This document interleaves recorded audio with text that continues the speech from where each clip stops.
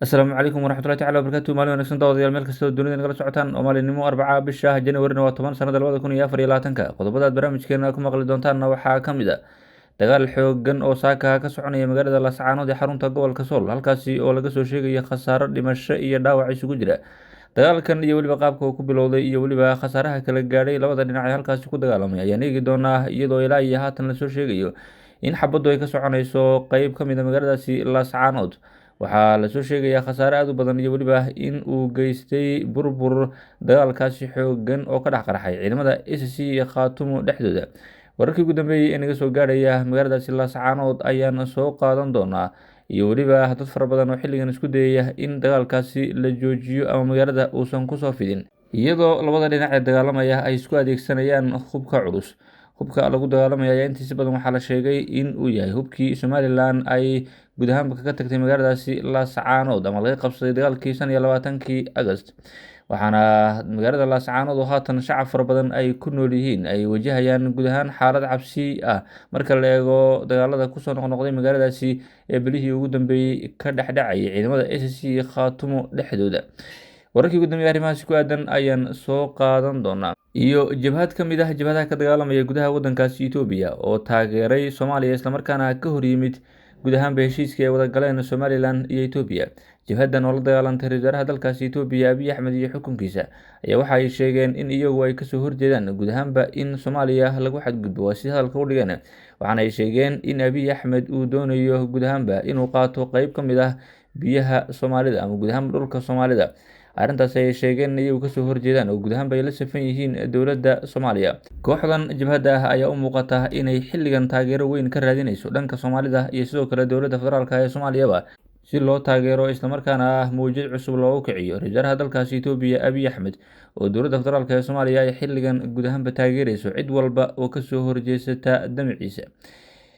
Qodobadaasi oo qodobo kale faahfaahsan ayaad barnaamijka ku maqli doontaan. saaxiibayaal soo dhawaada. Aan ku bilownay warar kala duwan ayaa kasoo baxaya khasaare ka dhashay dagaal culus oo saaka ka dhacay duleedka magaalada Laascaanood ee xarunta gobolka Sool, kaas oo u dhexeeya ciidamo ka wada tirsan kuwa maamulka ku-meel gaadhka ah ee Khaatumo ee magaaladaasi Laascaanood ka dhisan. Dagaalka oo ahaa mid xoogan ayaa qarxay saaka aroornimadii hore kadib markii ay isku dhaceen askar ka wada tirsan ciidamada deegaanka ee Khaatumo. Ila wareedyo lagu kalsoon yahay waxa ay inoo sheegeen in ciidamada uu soo kala dhex galay muran xoogan, kaas oo ka dhashay qori zuug ah oo horey ay guud ahaanba ciidamadan uga qabsadeen Somalilan, islamarkaana ay ku dagaalameen guud ahaanba gacan ku hayntiisa. Khasaare dhimasho iyo dhaawac ah ayaana ka dhashay guud ahaanba dagaalkaasi uu sababay qorigaasi zuug ah. Qaar ka mid ah dadka deegaanka oo la hadlay warbaahinta ayaa waxay sheegeen inay kusoo waabariisteen dagaalka iyo weliba xabadda oo socota, iyagoo intaasi ku daray in ciidamada ay guud ahaanba isku adeegsanayeen hubka noocyadiisa kala duwan, taasoo cabsi ku beertay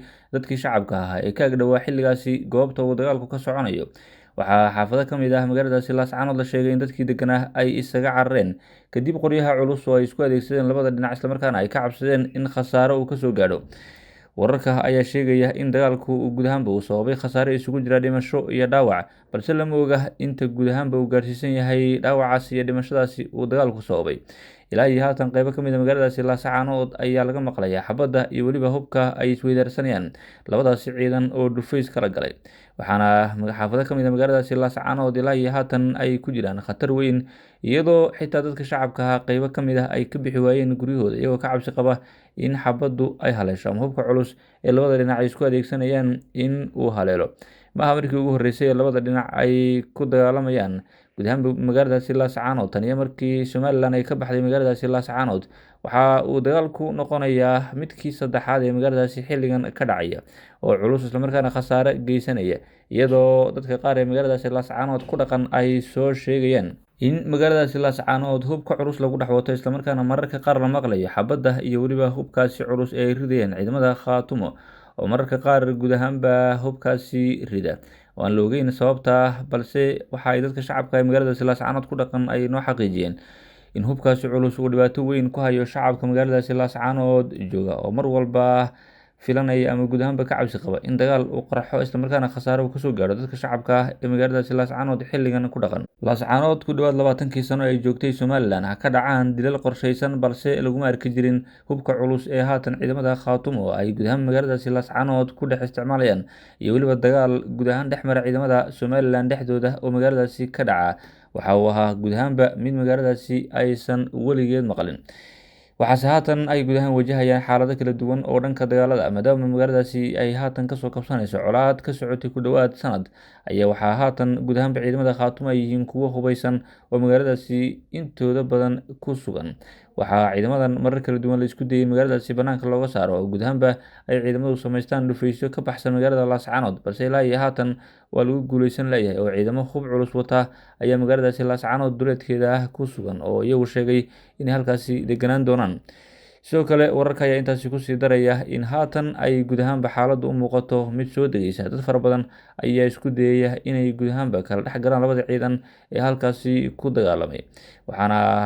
maamulka ka dhisan magaaladaasi laascaanood iyo weliba odayaal dhaqameed ay isku dayeen in xaaladda la dejiyo. ilaa iyo haatan waxaa socdo dadaalo la doonayo in ciidamada dagaalku ay ku joojiyaan islamarkaana labada ciidan lagu kala qaado ama lagu kala fogeeyo, inkasta oo marar hore la isku dayay in ciidamada labada dhinac ee ku wada sugan magaaladaasi laascaanood in la kala fogeeyo oo guud ahaanba ciidamo iska soo horjeeda ama taliyayaal kala duwan leh inaanay xilligan isku dhex sugnaanin ama meelo isku dhow aanay joogin, taasi oo ka dhalan karaysa guud ahaanba in magaalada laascaanood lagu dhex dagaalamo. waxaa maamulka magaaladaasi laascaanood ilaa iyo haatan uu ku guuleysan leeyahay in guud ahaanba ciidamadaasi uu ka saaro magaalada islamarkaana la geeyo banaanka ama dibadda magaaladaasi laascaanood. shacabka ku dhaqan magaalada laascaanood ayaa ku dhowaad sanad sugayay inay magaaladaasi dib ugu soo laabtaan kadib dagaalkii adkaa ah ee ka dhex qarxay ciidamada Somalilan iyo dadka deegaanka, waxaana guud ahaan magaaladaasi ay ahayd mid faaruq ah ama aanay cidina joogin muddadaasi ku dhowaad sanadka ah ee uu ka soconayay dagaalkii u dhexeeyay Somalilan iyo Khaatumo.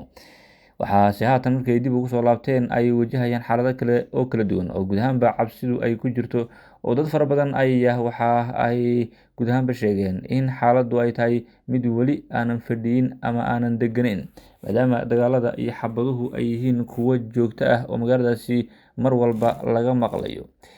waa tahay haatan aan eegno jabhad ka dagaalanta gudaha waddanka Itoobiya ayaa waxay sheegtay inay taageersan tahay Soomaaliya islamarkaana ay kasoo horjeedo damaca ra-iisul wasaaraha dalkaasi Itoobiya weliba heshiiska ay wada gaadheen Somalilan iyo Itoobiya. jabhadan oo ka dagaalanta deegaanka Oromada ayaa waxa ay sheegtay inay guud ahaanba xilligan iyagu taageersan yihiin ama ay la safan yihiin Soomaaliya. jabhadda xoreynta Oromiya ee dagaalka kula jirta xukuumadda Itoobiya ayaa waxaa si adag ay guud ahaanba uga hortimid damacaasi ra-iisul wasaare Abiy Axmed uu ku doonayo inuu ku helo bad iyo weliba meel uu dego. jabhadda ayaa qoraal ay soo saartay isaga fogeysay inuu Abiy Axmed yahay nin qowmiyadda Oromada ku matalaya heshiisyada ama guud ahaanba tallaabooyinka uu qaadayo. si gaar ah waxa ay usoo hadal qaadeen heshiiska badda ee dhowaan Abiy Axmed uu la galay ama uu la saxiixday madaxweynaha Somalilan Muuse Biixi Cabdi.